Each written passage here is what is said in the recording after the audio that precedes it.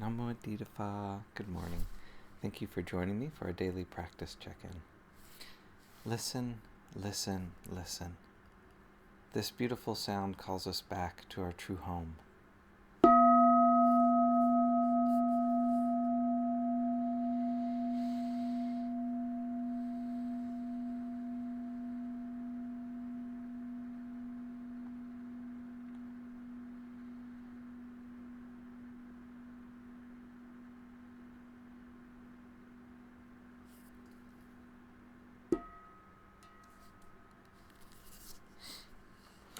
The fourth mindfulness training.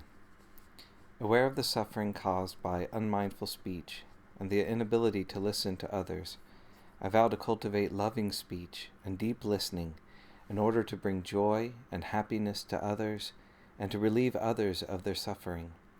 Knowing that words can create happiness or suffering, I am determined to speak truthfully, with words that inspire self-confidence, joy, and hope. I will not spread news I do not know to be certain, and will not criticize or condemn things of which I am not sure.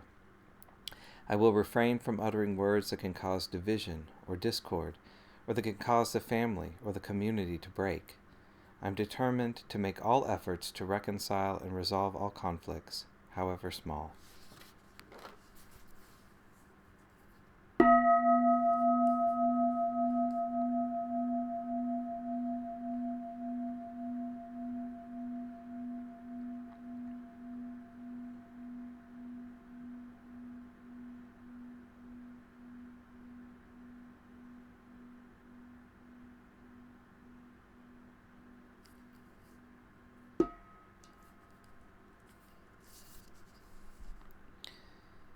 For our Dharma readings, we've been reading a book by the nuns of Amaravati called The Body, Dhamma Reflections on Aging, Sickness, and Death.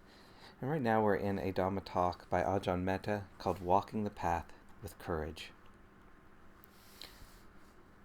When we look at the internal level of renunciation, what comes up is the question of how much we are able to turn towards suffering.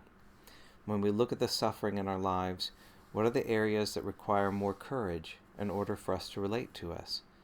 What are the areas where we know we need to develop restraint?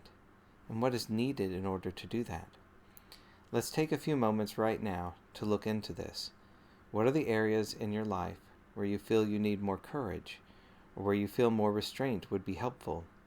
For most of us, something will come up almost immediately. It could be related to your work. Could be in regard to a relationship with another person. It might have to do with some kind of addiction. It may be an area where you don't feel whole, where you feel something is missing. As you look into it, see if you can take the step toward being with the energetic or emotional experience of it. If it is something that is very strong, perhaps even overwhelming, be aware of how much you move into this, so that you don't lose your foothold in awareness. In that case, just allow yourself to touch it. Be with it just for a little while. If we aim our awareness in this direction, we will usually encounter the pain, the sadness, the frustration, or whatever emotional experience arises with it. If we make an internal space for this by connecting with it, with that emotional resonance, it can be brought into a place where there is a direct experience of it.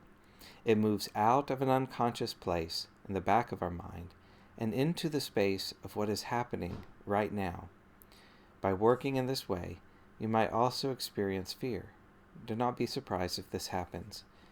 See if you can simply acknowledge this. See if you can just make a bit of space for this fear to be part of the experience. Bringing courage into our practice really means that we are able to meet and relate to this fear. We are finding ways of connecting with it. We are connecting with the unpleasantness of the experience.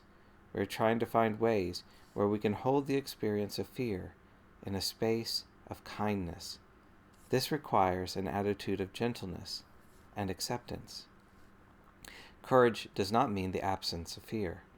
Courage means having the resources and the energy to face the unpleasantness of fear, of painful experiences, and to relate in ways that will help us to take the next step. Look at your personal spiritual heroes. Bring somebody up in your mind. When you look at his or her life, consider what you value in this person. What is it that you respect? What do you admire in them? What is it that makes you look up to them? What is it that inspires you? You might find that it is their courage to continue where other people stop, their courage to live up to their own values, to live and embody them.